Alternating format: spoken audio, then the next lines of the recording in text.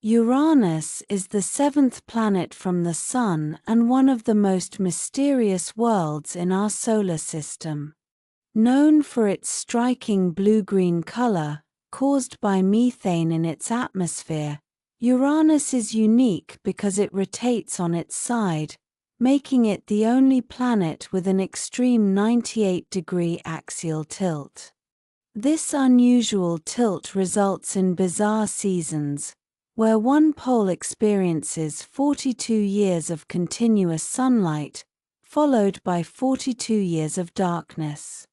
As an ice giant, Uranus has a cold, dense atmosphere composed mainly of hydrogen, helium, and methane, and it is the coldest planet in the solar system, with temperatures dropping as low as -224 degrees Celsius -371 degrees Fahrenheit.